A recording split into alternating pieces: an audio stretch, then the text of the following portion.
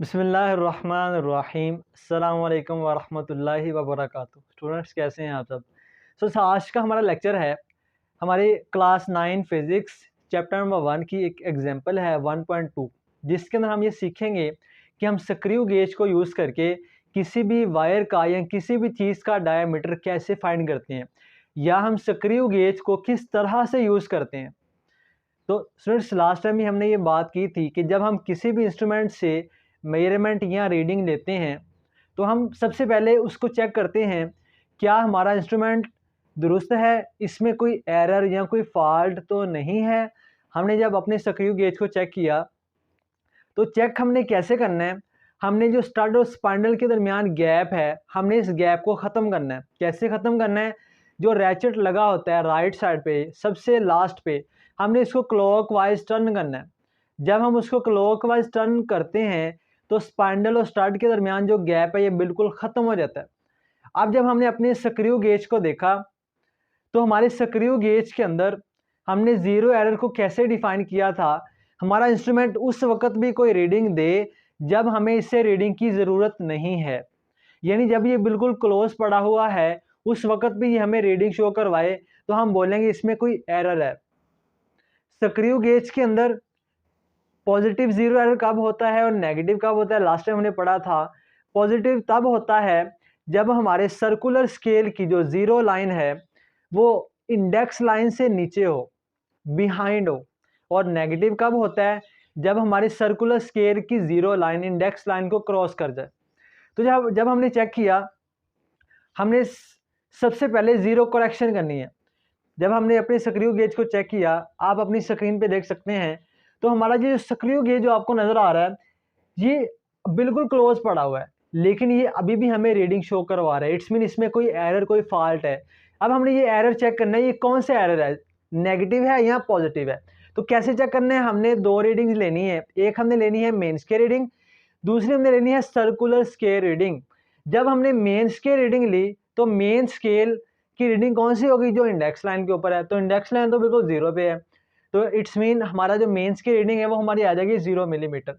Circular scale की reading हमने कैसे लेनी है, हमने देखना है सर्कुलर स्केल की कौन सी डिवीजन इंडेक्स लाइन के बिल्कुल सामने है।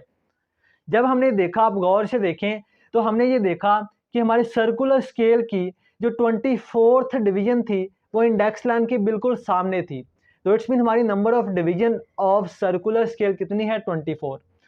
अब हम इस सर्कुलर स्केल की जो डिवीजन हैं हम इसको मल्टीप्लाई करवाते हैं इंस्ट्रूमेंट के लीस्ट काउंट के साथ, तो वो हमारी आ जाती है सर्कुलर स्केल रीडिंग। अब हमारी नंबर ऑफ डिवीजन थे 24, हमने इसको लीस्ट काउंट से मल्टीप्लाई किया, हमारी सर्कुलर स्केल रीडिंग आ गई 0.24 मिलीमीटर।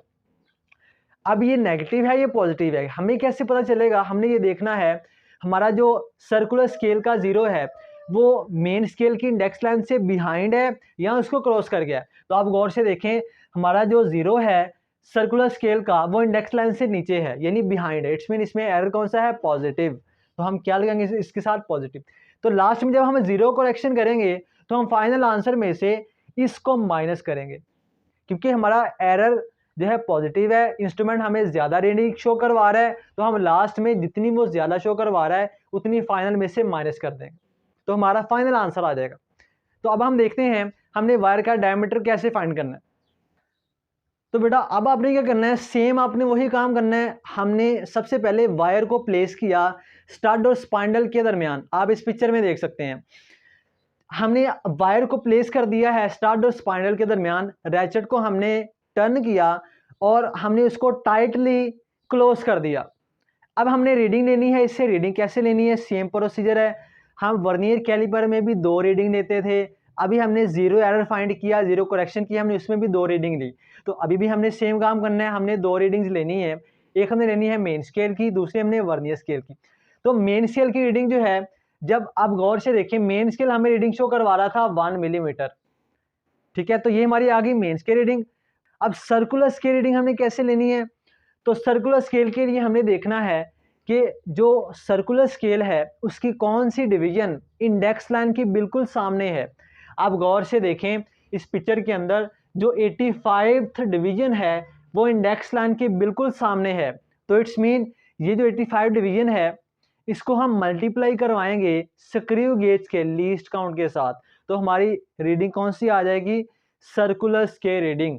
तो हमारी डिवीजन थी 85, हमने इसको मल्टीप्लाई किया स्क्रू गेज के लीस्ट काउंट के साथ, तो हमारा आंसर आ गया 0.85 मिलीमीटर। अब स्टूडेंट्स लास्ट में हम क्या करते हैं, हम मेन स्केल रीडिंग को सर्कुलर स्केल रीडिंग में ऐड कर देते हैं, तो ये हमारा फाइनल आंसर आ जाता है। हमने क्या किया, ऑब्जर्व डायमीटर ऑफ वायर हमारे पास क्या आएगा, मेन स्केल रीडिंग को हमने प्लस कर दिया सर्कुलर स्केल रीडिंग में, हमारा आंसर आ गया 1.85 मिलीमीटर। लेकिन स्टूडेंट्स हमने फर्स्ट ऑफ ऑल अपने इंस्ट्रूमेंट में एरर फाइंड किया था कि हमारे इंस्ट्रूमेंट में एक एरर था, कौन सा था, पॉजिटिव। तो इट्स मीन ये जो हमारा आंसर है ये हमारा आंसर करेक्ट नहीं है, क्योंकि हमारे आंसर में एरर था। अब कितना एरर था उसको हमने इसमें से माइनस कर देना है। क्यों माइनस करना है, क्योंकि हमारा एरर पॉजिटिव था, अगर नेगेटिव होता तो फिर हमने इसमें ऐड करना था। तो हमारे पास लास्ट में हम करेंगे जीरो करेक्शन अप्लाई करेंगे, तो हमारे पास करेक्ट डायमीटर वायर का क्या आएगा, इसमें से हम अपने जीरो एरर को या जीरो करेक्शन को माइनस कर देंगे। तो इसमें से जब हमने माइनस किया हमारा आंसर आ गया 1.61 मिलीमीटर। तो ये है हमारा करेक्ट डायमीटर ऑफ वायर।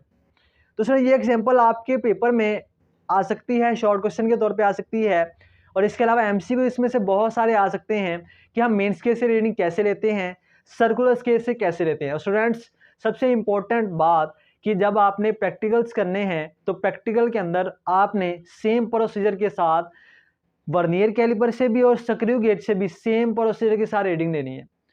तो ये था हमारा आज का लेक्चर, बहुत सारे ख्याल रखिएगा, अल्लाह हाफिज़।